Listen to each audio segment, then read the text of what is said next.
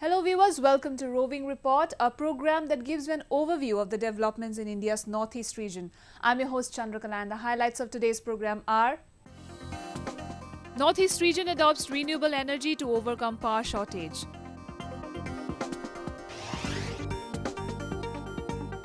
National level archer reliving her dream after years of struggle.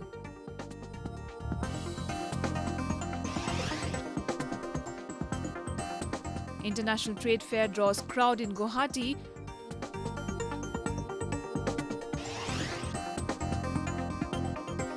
And Umananda Temple amidst the mighty Brahmaputra river attracts large numbers of tourists.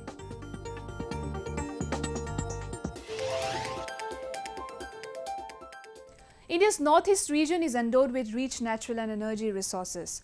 With an aim to encourage clean energy, the region has adopted various means of renewable sources to be self-reliant in the energy sector. We have a report. A 40 kilowatt solar power plant was recently inaugurated in Assam's Jorhat city with an aim to utilize the energy resources. In 2015, the then government of Assam sanctioned 50 lakh rupees to encourage solar power generation in the area. The plant at Don Bosco High Secondary School will provide sufficient electricity to the school and neighboring area. We are happy on this occasion of the Bosco Night to commission and to present this solar power project, which has been sanctioned by the then Honorable Chief Minister of Assam, Sri Tarun Gogoi, who has supported this school in establishing a 40 kV solar power plant. Today, Don Bosco Higher Secondary School Bakchung is the first school in the entire Northeast to be entirely independently functioning on solar energy. The Northeast region produces surplus power as compared to the demand. However, the surplus energy will be distributed to other parts of the country. Many solar power plant projects in the Northeast are in pipeline, targeting to reach almost every household in the region.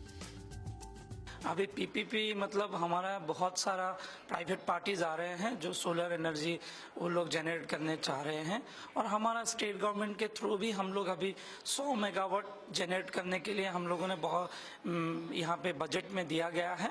अभी हम लोग आमगुड़ी में और चंद्रपुर में ये हम लोग 100 megawatt का हम लोग जनरेशन का मैकेनिज्म कर रहे हैं। उसके बाद भी हम लोग हमारे नामरूप थर्मल पावर प्लांट में वहाँ पे 1 मेगावाट और फिर हमारा लाकवा थर्मल पावर प्लांट में वहाँ पे 1 मेगावाट और हम लोग रूफटॉप सोलर भी करना चाह रहे हैं। The central government has been promoting clean energy under the Jawaharlal Nehru National Solar Mission. It targets deploying 20,000 megawatts of grid-connected solar power by 2022 and is aimed at reducing the cost of solar power generation in the country. In 2015, Prime Minister Narendra Modi, along with French President François Hollande, launched an international solar alliance on the sidelines of the climate summit held in Paris. In January 2016, Prime Minister Narendra Modi and French President François Hollande laid the foundation stone for the headquarters of the International Solar Alliance in Gwalpahari in Haryana. As India is heading towards renewable-based energy, more emphasis is now being given on solar, wind and other clean energy resources. The northeastern states will play a major role in the production of clean energy in the country. A national-level gold medalist archer, Bulli Masumatari, who was forced to sell oranges in Assam state to make ends meet, has been chosen as a state coach to train budding archers. We bring you a special report on it. Meet Bulli Basumatari. Hailing from Assam's Chirang district, Bulli has been chosen as a state archery coach. However, this came not without her share of struggle and hard times. A tribal Bodo, Basumatari, trained at the Sports Authority of India, ruled in the national arena from sub-junior to senior levels for 6 years from the archery range. In 2005, she played her first national championship in the sub-junior category at Ajmer. She won 2 golds and silver. In the following year, she won gold and silver at the Nationals at Amravati, followed by yet another gold and silver at the National Junior Archery Championship at Aurangabad. In 2007, she won gold in the senior level in Jharkhand. However, an injury in 2010 forced her to quit the sport and sell oranges for 3 years to sustain herself and her family, including 2 young daughters.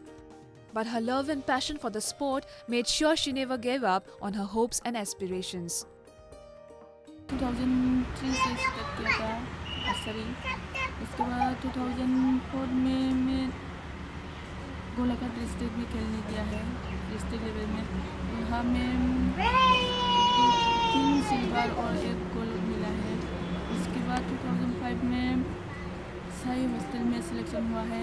Sai में join 2005 जनवरी 16 तारीख को साई में admission लिया है। उसके बाद मैं साई 2005 में मैं सब जूनियर गेम खेलने गया है राजस्थान में। वहाँ में 2 गोल्ड और 1 सिल्वर मिला। In the year 2010, Bully had to put archery on hold. An injury made it difficult for her to practice, and limited financial means meant that she could not foot her medical bills. However, in a twist of fate, Bully has now been appointed as the official coach of Assam archery squad. सरकार की तरफ से बुली बसुमतारी को और भी director of sports के अंदर में आर्चरी के कोच के तौर पर उनको हम लोग अपॉइंट करने का विचार चल रहा है। तो नेक्स्ट वीक में हम लोग उनको अपॉइंट करेंगे और उनका बाद में पंजाब में हम लोग उनको training short term training course refresher course government की खर्च से उनको करवाएंगे और उसके बाद में यहाँ पे उनको कोच का आधार पर यहाँ काम करेंगे। Her father, who has always stood beside her, said her hopes were always high and she hadn't given up on her dreams. Her wings can take flight if the government provides some help. Her story is an inspiration for the entire nation and has set a shining example for those who believe that life continues despite of all difficulties and hurdles. Viewers, let us now take a look at some of the events that made news in the Northeast recently. With the aim to educate ex-servicemen from Northeast region on pension policies and to rectify anomalies, the 145th Defence Pension Adalat was held in Dimapur recently. The event was conducted by Controller General of Defence Accounts N. Nasyal and officials of PCDA Allahabad under the aegis of Spare Corps. Altogether, 175 ex-servicemen, widows and Vianaris attended the Adalat. During the Adalat, the benefits of 7-pay commission and 1 rank 1 pension and delinking of qualifying service for pension and broadbanding of disability pension were also highlighted. The Tripura government, in collaboration with Tata Trust, recently launched a program to distribute fortified meals in all schools so that all students are covered under the health benefits. The program aims to cover all students under the health benefits and counter disorders like stunting, overweight and anemia. In the first phase, the government aims to promote double fortified salt in school midday meals and in the integrated child development scheme and midday meal in all schools. By 2020, the centre aims to achieve the target of universal availability of fortified food, supplying such items through the public distribution system and the open market. A one-day review meet over fund implementation for a differently abled person was recently held in Shillong. Led by Dr. Kamlesh Kumar Pandey, Chief Commissioner for Differently Abled Person, the meet aimed to develop awareness and provide necessary guidance and counselling to differently abled person would relate to the scheme. The 22nd Biennial Workshop of All India Coordinated Research Project on Home Science was held recently at Assam Agricultural University in Jorhat. The project was coordinated by the Indian Council of Agricultural Research and Central Institute for Women in Agriculture, Bhubaneswar at 11 state agricultural universities of India. The workshop provides a common platform to highlight the progress of work done during the last 12 five-year plan period in building foods and nutrition security in selected farming systems, techno-socio-economic empowerment of women and youth, mitigation of occupational drudgery, utilization of natural fiber for value addition, and protection against occupational hazards. The State Disaster Management Authority along with District Disaster Management Authority organized a one-day mock drill exercise to coach preparedness in disaster management in case of a high-intensity earthquake at the main secretariat and additional secretariat in Shillong. The whole exercise saw an active participation from the officers and staff of the Meghalaya Secretariat, State Disaster Response Force and others line departments. A local market, Bong Kramin Bazaar, was launched at Tharitang village of Sikkim recently to enable villagers to sell their organic products. On the inaugural event, around 70 villagers opened their shop and sell their organic products. Apart from organic products, the villagers also opened saloon, clothing and other line of businesses. The initiative aims to provide more employment opportunities to the youth and create a platform to sell their organic produces. One of the biggest tribal festivals in Manipur, Luingaini Festival, was celebrated with great zeal in all the tribal inhabited areas of the state. A seed sowing festival and marking the onset of the sowing season, the state-level festival was celebrated at the Tribal Research Institute in Imphal under the theme Sowing on the Good Soil, Reaping in Abundance. Marking a plethora of culture displays and event, lighting of the sacred fire, blessing of the seeds to be sown for the season, traditional log drum beating, traditional folk dances and songs, traditional fire making remains the vital activities of the festival. The festival brings a message of peace, serenity and peaceful coexistence for the people of the region. International Trade Fair began amidst much fanfare in Guwahati, where thousands gathered to witness an exclusive array of products from different countries. An industry and commerce fair was also organized in Agartala. We have a report. The 24th International Trade Fair began amidst much fanfare and gaiety in Guwahati. The fair was organized by Industries and Trade Fair Associations of Assam in association with National Small Industries Corporation Limited. The fair brought to light an exclusive collection of various handmade items as well as speciality of various countries like United Kingdom, Hong Kong, Dubai, Taiwan, Turkey, Bangladesh, etc. Large numbers of people flocked to witness the biggest ever celebration of trade and business in the beautiful city. From exclusive range of jewelry to food products and intricately designed clothes from different countries, several products are on display at the fair. बहुत अच्छा लगा है मतलब गुवाहाटी के लिए हमने dry fruit लेके आए हैं और पब्लिक बहुत आ रहे हैं और हम प्रमोशन करें अफगान ड्राई फ्रूट का रिस्पांस बहुत अच्छा है Well, I'm feeling very excited, well, at first, to be here, taking part for the first time. So that's how I'm feeling, very excited, and just, I want to go around, see all of the stalls. As the wedding season rolls in, an elite collection of decorative lights, lamps and chandeliers drew huge crowds from all walks of life.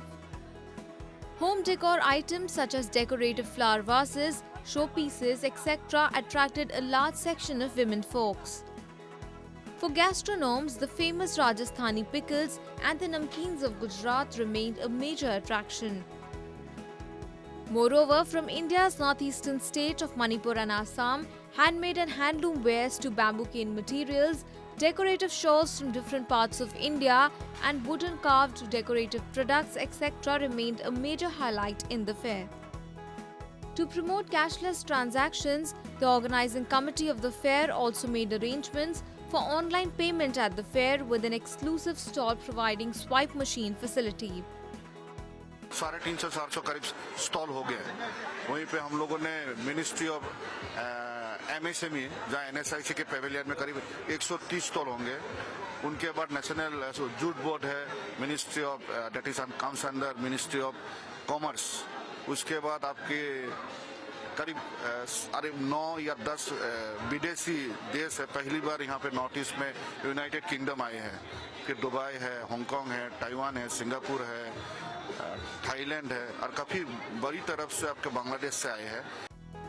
In a similar way, the northeastern state of Tripura came alive with the industry and commerce fair being organized at the Agartala International Fairground.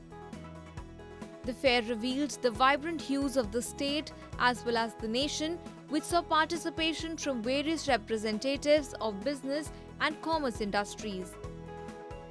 Ranging from bamboo cane handicraft materials of Tripura to wooden carved decorative materials of Uttar Pradesh to handmade khadi products and pashmina shawls of Kashmir, products from different parts of the state were on display at the fair.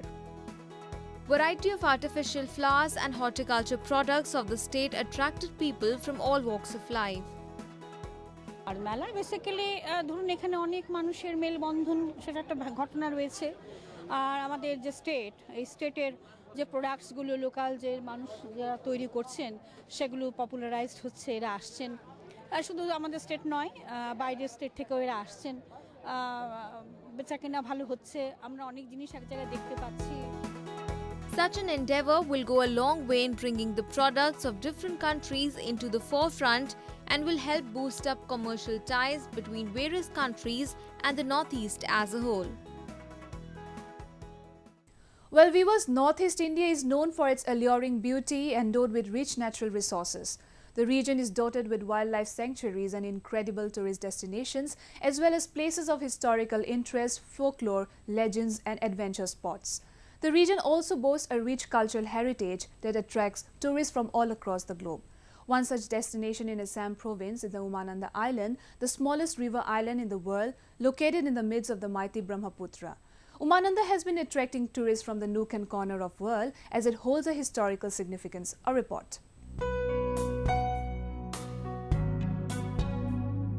Assam, the land of the Red River and Blue Hills, is the gateway to Northeast India. Its enchanting aesthetic beauty is replete with lush green hills and tea gardens, making it an incredible place for the rest of the world. A place of historical and religious importance, as well as an amalgamation of various ethno-cultural groups, it has a long lease to offer its visitors. One such place of historical importance is the ancient Umananda temple, situated on a namesake island amidst the mighty river Brahmaputra. Also called Peacock Island due to its unique shape, it is the smallest inhabited river island in the world. Umananda Devaloy, the historical name of the Umananda temple, was built under the initiative of Ahom king Gadadhar Singha in the year 1694. Every year, thousands throng to the temple to offer prayers and seek blessings from Lord Shiva, as a shrine is considered very sacred. इधर Kamakhya temple सुबह गए, बहुत सुंदर लगा, बहुत अच्छा लगा, और उमानंदा बहुत अच्छा लगा, वेरी नाइस। इट वाज दर्शन करना बहुत अच्छा था, शिव के बहुत सारे मंदिर हैं, it was very good experience. प्राचीनता जो है यहाँ की वो बहुत हमें अच्छी लगी। इतने साल पहले का प्रिजर्वेशन और वो श्रद्धा और लोगों के मन में जो भाव है वो बहुत अच्छा लगा। और कामाख्या का तो नाम सारे हिंदुस्तान में है और इसलिए ये दर्शन मेरे लिए बहुत ही महत्वपूर्ण। और यहाँ पे उमानंदन का भी बहुत महत्व है क्योंकि ये शिव जी का मंदिर है और मुझे सब मंदिर यहाँ से जो प्राचीन मंदिर है एक कोने में, उसमें मेरे को बहुत अच्छा लगा। It is worth mentioning that according to Hindu mythology, Lord Shiva created this place for his wife Uma's happiness and pleasure. Shiva is said to have resided in the temple in the form of Bhayananda. Moreover, Monday is considered to be the holiest day in the temple, and the new moon brings bliss to the pilgrims.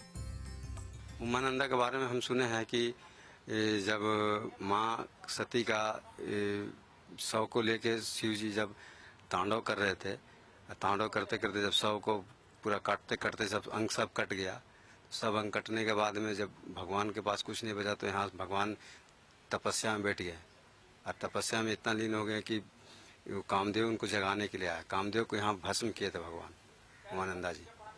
हाँ, कामाख्या का दर्शन करने के बाद यहाँ का दर्शन जरूरी होता है, तो हम इस चलते यहाँ दर्शन करने आए। Apart from seeking blessings, many come here to have a scenic overview of the beauty of river Brahmaputra right at the heart of Guwahati city. Well, there is no dearth of reason making Umananda unique.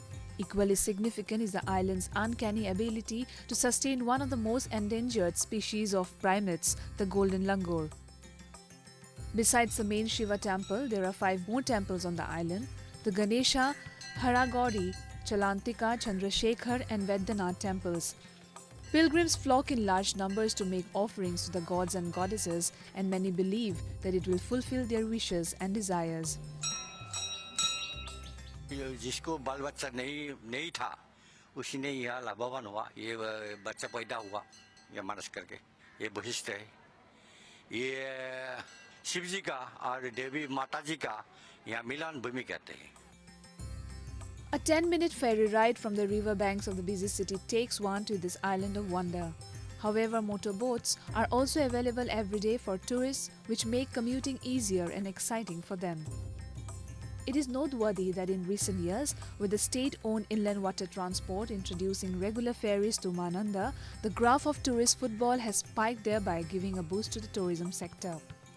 Assam has already set a benchmark for itself in the tourism map of the country.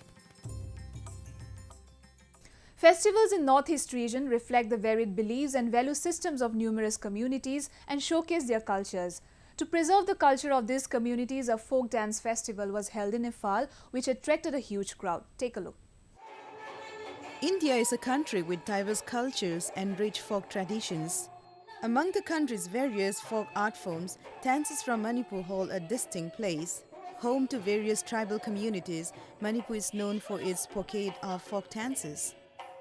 In order to promote and preserve these indigenous art forms nearing extinction, Poipi Nadia Institute of Kurai Tancham Lekai, under the aegis of Ministry of Culture, Government of India, organized a 3-day-long festival of folk dances of Manipur at Ima Kungtokhangpi Sanglang Hall in Imphal. Dance troops from across the state participated in the event and enthralled the audience with their unique dance forms. The objective behind organizing these folk dances of Manipur is to promote the culture, to promote the folk dances, and also to preserve and conserve the folk dances of Manipur. Maibi dance, known as ritual dance, showcase a combination of slow and flowy movements, soft expressions, and beats of some traditional musical instruments. Dancers left the audience awestruck as they performed dress-up in colorful costumes and atonements. However, due to ongoing economic blockade in the state, many dance troupes were unable to make it to the festival. We want to organize it very largely. We want to call the cultural troupe from different parts of Manipur, but due to shortage of time and all this blockade, we can't call troops from different parts of Manipur, so we have been organizing this with some of the artists, and they are performing different types of folk dances of Manipur. Hosting such festivals help revive the age-old dance forms and music and introduce the younger generations to their glorious heritage.